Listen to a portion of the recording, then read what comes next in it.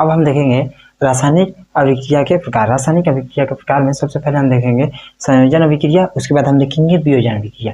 संयोजन अभिक्रिया की परिभाषा को हम पढ़ते हैं, उसके बाद वियोजन अभिक्रिया और इसके उदाहरण, दोनों को उदाहरण भी देखेंगे।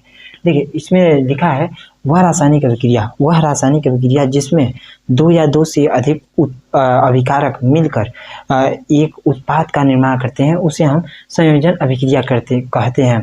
संयोजन मतलब समझिएगा, संयोजन मतलब एकत्रित करना, ठीक है। जैसे कई मान समझिएगा, संयोजन का मतलब ये जैसे संयोजन पढ़ने में ही आ रहा है कि संयोजन करना, जैसे कई लोगों को मिलाकर एकजुट करना, ठीक है। ऐसे देखिए अभिकारक और उत्पाद तो आप जानते ही हैं किसे कहते हैं। और देखिए अभिकारक और उत्पाद के पहले हमने बता चुके हैं, ठीक है। देखिए अभी इसके उदाहरण हम देखेंगे, उदाहरण, ठीक है। इसके उदाहरण में हम देखेंगे, इसके उदाहरण को याद रखिएगा। हम बार बार कहते हैं उदाहरण को आपको याद रखना अति आवश्यक है, ठीक है। तो देखिए उदाहरण में हम देख लेते हैं, जैसे सोडियम, ठीक है, सोडियम Na+Cl2 क्लोरीन। सोडियम और क्लोरीन की जो अभिक्रिया कराते हैं तो हमारा होता है NaCl, ठीक है, NaCl। जब हम इसकी जो देखिए इसको जब हम बैलेंस करते हैं, यानी कि इसकी जो संतुलित करते हैं, तो हमारा 2 क्लोरीन तो 2 क्लोरीन, तो यहाँ पे देखिए 2 सोडियम भी हो गया, तो यहाँ पे हम लगा देते हैं 2 सोडियम, ठीक है। 2 सोडियम 2 क्लोरीन 2 क्लोरीन, ये हो गया। देखिए अब इसके उदाहरण को समझिएगा, उदाहरण से ही इसकी परिभाषा। किसी रासायनिक अभिक्रिया में इस साइड को हम बता देते हैं फिर से कि इस साइड को हम कहते हैं अभिकारक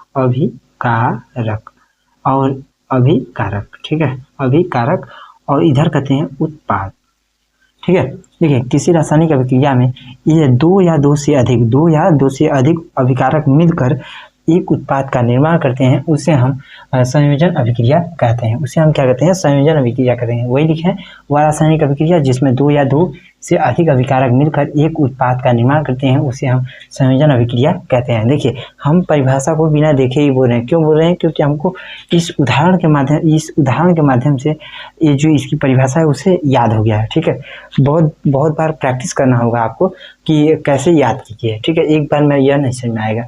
एक और उदाहरण देख लेते हैं। ठीक है, एक और उदाहरण को देखते हैं। जैसे एक उदाहरण, पहला ये उदाहरण हो गया, दूसरा उदाहरण देखते हैं। उदाहरण ठीक है, दूसरा उदाहरण हम लेते हैं। जैसे मान लीजिए CO+, उसके बाद लेते हैं क्लोरीन। ठीक है, इसका जब हम रिएक्शन कराते हैं तो इसमें क्या होता है भैया, हमारा बन जाता है ऐसा कि CO को जब Cl2 से अभिक्रिया कराते हैं तो हमारा बनता है COCl2। ठीक है, COCl2। इसको हम बैलेंस बार बार नहीं करने रहे हैं। ठीक है, अभिक्रिया इसमें देखिए, इसमें भी वही उदाहरण हम देख चुके हैं।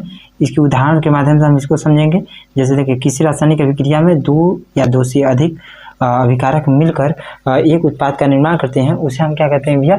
उसे कहते हैं संयोजन अभिक्रिया। ये पहला उदाहरण, ये दूसरा उदाहरण, और ये रहा पहला उदाहरण। ठीक है, पहला उदाहरण, दूसरा उदाहरण को अब जैसे हम अभी थोड़ी देर पहले इसको बताया ना कि इसकी जो रिएक्शन और इसके जो उदाहरण, माने कि उदाहरण को आपको याद रखना अति आवश्यक है।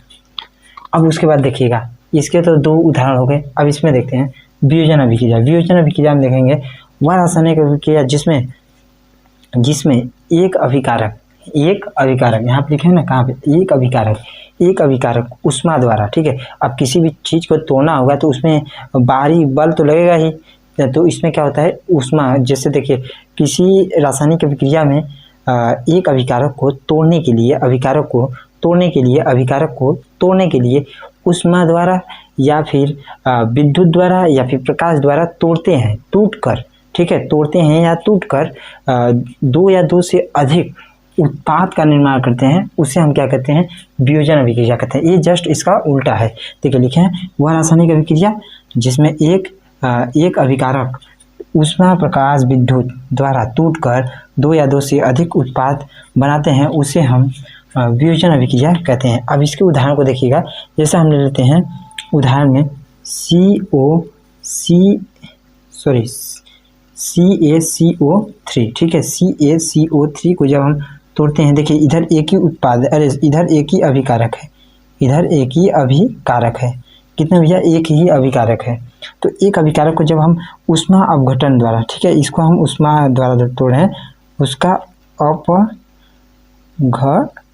ठीक है, ऊष्मा अपघटन द्वारा जब हम इसको तोड़ते हैं तो हमारा क्या बनता है Ca, ठीक है, Ca प्लस में CaO, ठीक है, उसके बाद बनेगा CO2, ठीक है, CO2 गैस, ठीक है। ये हो गए हमारे विभजन अभिक्रिया के उदाहरण, ये हो गए हमारे विभजन अभिक्रिया के उदाहरण CaO उसके बाद CO2, ठीक है। इसके उदाहरण को याद रखिएगा, ये हो गया हमारा उदाहरण, ठीक है, उदाहरण। तो आशा करते हैं कि आप सभी को समझ में आ गया होगा।